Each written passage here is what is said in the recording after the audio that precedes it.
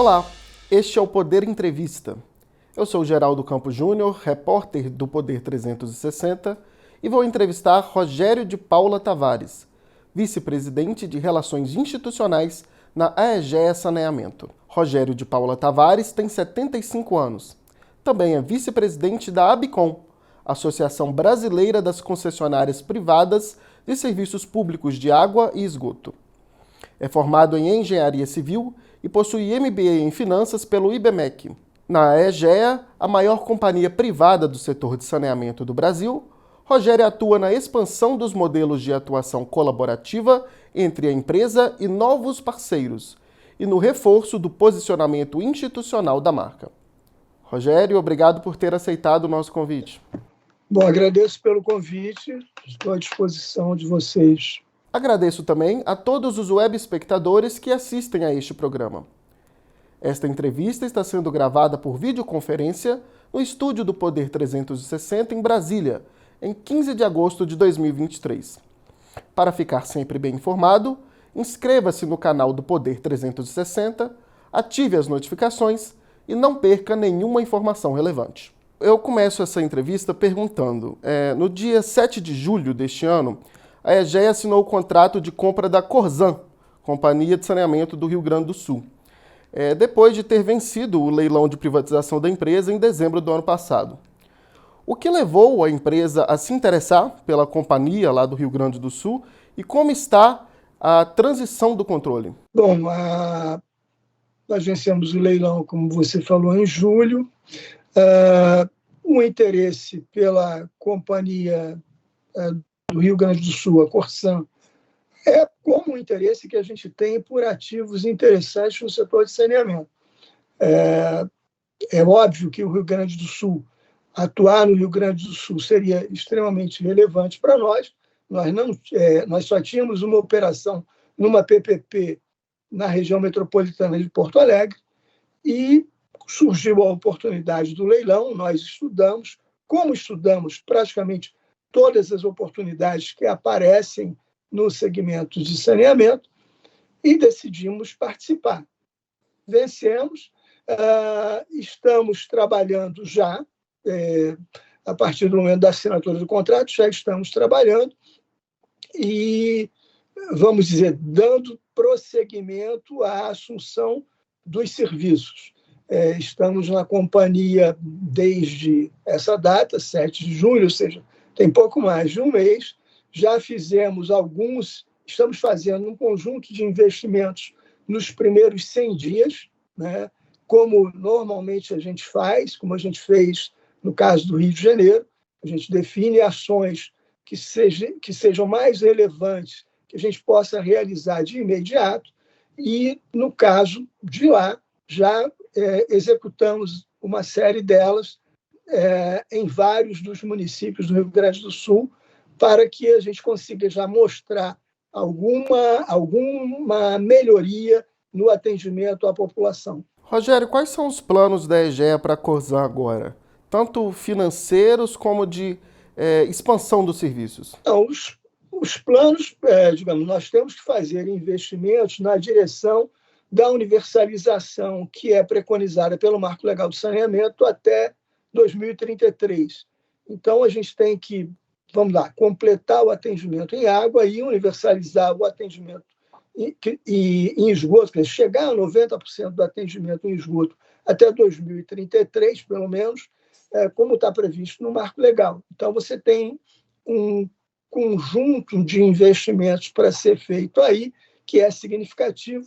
Se não é um investimento da ordem de mais ou menos 15 bilhões de reais que a gente terá que fazer para universalizar os serviços no caso da Corzan. O senhor citou o caso do Rio de Janeiro, teve o leilão da SEDAI, que é a Companhia Estadual de Águas e Esgotos do Rio de Janeiro, e a AEGEA arrematou a concessão dos serviços em vários municípios, está operando lá desde 2021. Qual o saldo desses primeiros anos da operação no Rio e o que está sendo projetado para a região agora de investimento e melhoria? No caso do Rio de Janeiro, o compromisso básico é você chegar em 2033 também, né, com o atendimento em esgoto em 90% e água em 99%. Claro que no Rio de Janeiro você já tinha um atendimento em água bastante significativo, o problema é esgotamento sanitário. Pelo contrato de concessão que nós assinamos, a gente tem uma operação num conjunto de bairros do Rio, quer dizer, são mais ou menos, se eu não me engano, 124 bairros do Rio de Janeiro, é basicamente toda a Zona Norte, o centro e a Zona Sul até São Conrado. Os investimentos do contrato, até seu final, a previsão era de 24 bilhões e meio de investimento. Até 2033, para a universalização, desses 24, a gente vai fazer 19 bilhões de investimento em números redondos, para resolver e você chegar a ter 90% de atendimento em esgotamento sanitário e 99% de água. Nesses 124 bairros do Rio de Janeiro, mais 26 municípios do estado, incluído aí nesses municípios toda a Baixada Fluminense, mais São Gonçalo, Maricá, etc. Então, é um contrato extremamente significativo, tem uma série de ações envolvidas, inclusive, que, vamos dizer, vão possibilitar a despoluição da Baía de Guanabara até ao longo desse período do contrato. E já estamos lá há 1 ano e meio, já fizemos quase 2 bilhões de investimento nesse ano e meio, e a nossa atuação no Rio de Janeiro já é sentida pela população, no caso da cidade, notadamente pelo fato de termos conseguido alcançar já muitos dias de balneabilidade em praias como Flamengo e Botafogo, que não tinham condições para banho há muito tempo, há muitos anos. Então, isso já é, digamos, essa história da balneabilidade de praias que nem eram, vamos dizer, utilizadas pela população há bastante tempo, isso já é um efeito da nossa atuação, no caso da cidade do Rio de Janeiro. O senhor falou de um desafio maior no Rio de Janeiro relacionado à coleta de esgoto. Nesse tempo, como que isso avançou? Já houve melhorias no índice de coleta de esgoto na cidade do Rio? Não, já houve melhorias, como eu citei, no caso de balneabilidade de praias, que a gente conseguiu, vamos dizer, reduzir o lançamento de esgotos, em boa parte dele, inclusive, não só na praia, esqueci de falar, da Lagoa Rodrigo de Freitas, que também agora já está com a água totalmente cristalina, transparente. Você conseguiu eliminar o lançamento de esgoto que vinha sendo feito, boa parte dele, de forma clandestina, e recuperando equipamentos que já existiam, muitos deles, e que estavam inoperantes. Quer dizer, o segredo da nossa entrada foi atuar para superar problemas e recuperar, vamos dizer, equipamentos operacionais que estavam meio que desativados. No caso das praias, o que se fez foi você conseguir pegar os rios, por exemplo, o Rio Carioca e outros 2 rios, o Rio Banana Podre e um terceiro que eu esqueço o nome, você desviou esses rios para um interceptor. Esse interceptor leva essas águas até o emissário submarino de Ipanema. Então, o interceptor estava praticamente todo interrompido por lixo. Nós desobstruímos esse interceptor, levamos esses rios que têm lançamento de esgoto clandestino, que nós estamos identificando e estamos reduzindo, canalizamos esses rios e conseguimos, com isso, gerar a situação de balneabilidade nas praias de Flamengo e Botafogo. E, no caso da Lagoa Rodrigo de Freitas, foram equipamentos também para coleta e tratamento de esgoto, que já até existiam, que estavam inoperantes, que nós recuperamos e colocamos para funcionar. O que eu disse é que já foram feitos, nesse 1 ano e meio, mais de um valor próximo de 2 bilhões de reais de investimentos no Estado, não só no Rio, na cidade do Rio de Janeiro, dentro do contrato. Como eu disse, o contrato envolve a cidade do Rio de Janeiro, 124 bairros, e mais 26 municípios do Estado. A EGE ganhou recentemente o leilão da Parceria Público-Privada de Saneamento do Paraná, assim como já venceu outros leilões do mesmo tipo pelo país. Um estudo recente da Abicom mostrou que outros 31 leilões estão sendo estruturados em todo o país, tanto de concessões como de PPPs. A EGE tem interesse em continuar disputando esses contratos, além de aquisições de novos ativos, como foi o caso da Corzan? E quais os planos de crescimento da companhia daqui para frente? Bom, a companhia, efetivamente, ela sempre trabalha com muita disciplina financeira, tá? E eficiência operacional, é óbvio, alinhamento a princípios ESG. E, claro, a lógica da companhia é observar as oportunidades, o que ela tem feito até aqui é olhar as oportunidades que foram colocadas, estudar com cuidado e, dentro da sua estrutura de capital, da mobilização de capital que é possível, ela decide participar e tem ganhado muitos dos processos licitatórios colocados. Ganhou esse do Paraná, que você citou, é recente, isso foi uma PPP de esgoto. Aí você não tem outorga, foi um lance de maior desconto em relação à tarifa praticada pela companhia estadual, pela Sanepar, que nos levou à vitória. Lá você tem um investimento para ser feito de 1,1 bilhão para resolver o problema de esgotamento sanitário nos 16 municípios da região centro-litoral do Paraná. Bom, esse é o caso de lá. Daqui para frente, quer dizer, a gente está trabalhando em contratos como o do Rio de Janeiro, como a própria aquisição de controle das ações da Corsan, quer dizer, são 317 municípios no Rio Grande do Sul para serem operados. Isso envolve uma população bastante grande, alguns milhões de pessoas a mais, se eu não me engano, são mais quase 6 milhões de pessoas.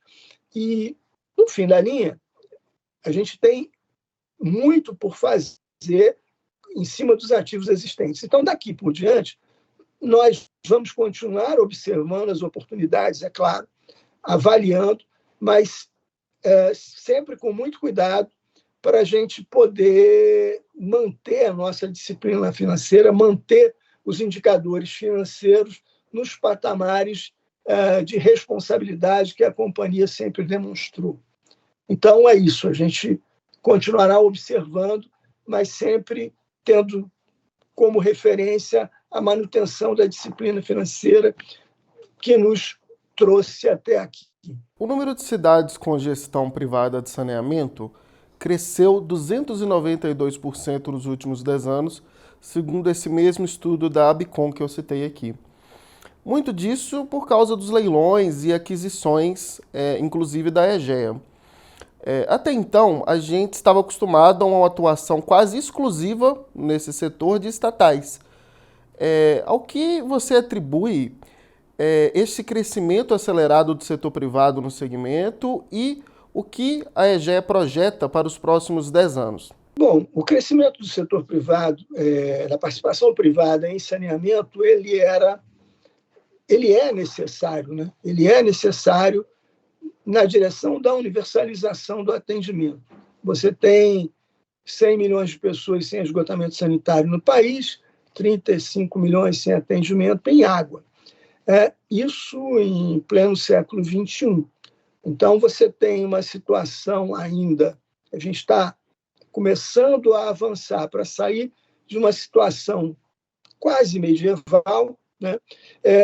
E para sair dessa situação, você precisaria, e essa discussão os governos fizeram desde 2016, vem uma discussão de que unicamente o investimento público não seria suficiente para você dar celeridade ao atendimento desse conjunto de população não atendida que eu aqui citei. Então, ao longo desse processo, o próprio governo trabalhou no desenho de propostas, medidas provisórias, projetos de lei que ensejassem atrair a maior participação da iniciativa privada, que foi o que veio acontecendo. Junto a isso, e também falando de governo, o BNDES, também a partir de 2016, veio conversando e buscando os governos estaduais, na direção, principalmente os governos estaduais, claro, não foram só os governos estaduais, mas quase que sempre governos estaduais, para discutir a possibilidade de criar alguma modelagem de participação privada em amparo à atuação de companhias estaduais já existentes nessa direção de universalizar os serviços.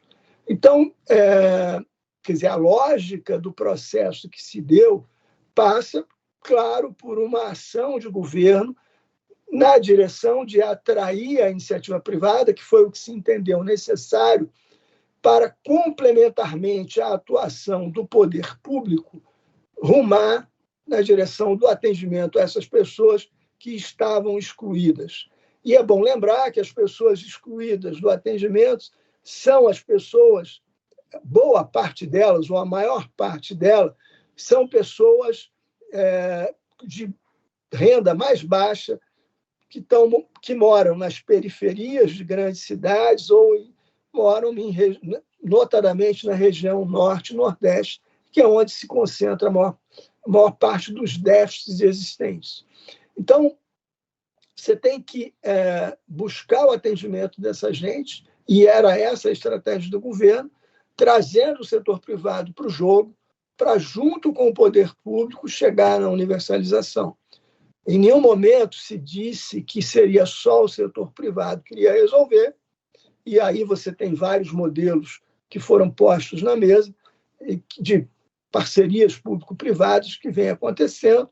A gente ganhou a mais recente, que fora da Sanepar, houve uma no Ceará, da Companhia do Ceará, a CAGES, que nós ganhamos 2 blocos de PPPs de esgoto também. Então, você tem uma estratégia clara de governo de buscar universalizar os serviços, considerando a parceria entre setor público e setor privado para que esse objetivo seja atingido. Do lado da estratégia da EGEA, a estratégia da companhia vamos dizer, continuar, atuando no setor, buscando as oportunidades, como eu disse, dentro da disciplina financeira que nos caracteriza, mas esperando sempre contribuir muito nesse processo de universalização do atendimento. O Marco do Saneamento estabeleceu, que todos os municípios deverão universalizar os serviços com atendimento mínimo de 99% da população com água potável e 90% com coleta e tratamento de esgoto, isso até 2033. É uma meta ousada, já que a gente conta com a coleta de esgoto hoje atendendo só 43% da população. Como vocês veem esse compromisso? Acreditam que ele é factível? Não, a gente acredita que é factível na medida em que, no rumo da universalização, a própria lei fala em 2033, mas ela dá uma janela até 2040 para situações de mais difícil viabilização. O que a gente acredita é que boa parte vai ser feito realmente até 2033 e deve permanecer alguns locais ainda em que a universalização vai se dar até 2040, como a lei prevê. Então, claro, o discurso todo fala em 2033 como prioridade, mas a gente não pode esquecer que a própria lei já admitia que há regiões, há locais de mais difícil viabilização do atendimento, e até onde há muita carência, em que você talvez precise de mais tempo para conseguir fazer os investimentos.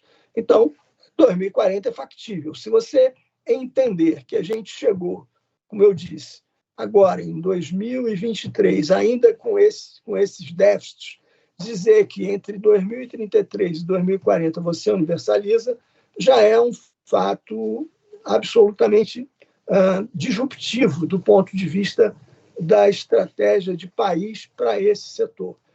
Ou seja, é uma estratégia em que você vai fazer investimento para trazer saúde, dignidade para as pessoas, gerar mais oportunidades de emprego e renda, melhorar o turismo, melhorar uma série de coisas com investimento no setor de saneamento. Está dentro, digamos, de uma estratégia de crescimento do país. O país sem saneamento não tem condições adequadas para se desenvolver e para crescer do ponto de vista econômico. Encaminhando aqui para o final da nossa entrevista, recentemente foram feitas mudanças no marco de saneamento que foi aprovado em 2020, através de decretos editados pelo presidente Lula. Foi retirado, por exemplo, o limite para a atuação de PPPs, que é algo que o setor privado vinha atuando por isso. Por outro lado, foram tomadas medidas que, para muitos analistas, acabaram beneficiando mais as estatais de saneamento que as companhias privadas. Qual o posicionamento da empresa sobre o tema? Os decretos, na realidade, houve 4 decretos. Houve 2 decretos que depois o governo revogou e editou mais 2, agora em época mais recente, substituindo os anteriores. Do nosso entendimento, os decretos não atrapalham em nada a atuação dos operadores privados. Eles deram uma oportunidade, do ponto de vista objetivo, eles deram um prazo adicional até dezembro desse ano para que algumas companhias públicas ainda tenham oportunidade de comprovar sua capacidade econômico-financeira para atendimento de algumas localidades e permitiram que alguns contratos, vamos dizer, contratos que tinham sido considerados, vamos dizer, irregulares, pudessem ser objeto de avaliação em termos de comprovação de capacidade econômico-financeira. Mas isso é muito pouco significativo, isso não atrapalha em nada tudo que está sendo construído até aqui. Então, é um movimento que o governo, eu acho que a gente entende que ele fez para ajudar, para que do lado público haja condição de fazer investimento. Como eu disse, o investimento para a universalização é dos 2 lados, é público e é privado. Então, aliás, do lado privado, a parte de alternativas, por exemplo, até de privatização, foi dado mais prazo para poderem, alguns estados, se quiserem decidir pela opção de privatização, eles têm um prazo adicional até o ano que vem, que era um prazo que já estaria praticamente vencido pelos decretos anteriores. Então, resumindo a ópera, os decretos não atrapalharam em nada no nosso entendimento. Chega ao final esta edição do Poder Entrevista. Em nome do jornal digital Poder 360, eu agradeço ao Rogério de Paula Tavares por ter aceitado o convite. Obrigado a vocês pela oportunidade. Até a próxima. Agradeço também a todos os webespectadores que assistiram a esse programa. Essa entrevista foi gravada por videoconferência no estúdio do Poder 360, em Brasília, em 15 de agosto de 2023. Para ficar sempre bem informado, inscreva-se no canal do Poder 360, ative as notificações e não perca nenhuma informação relevante. Muito obrigado e até a próxima.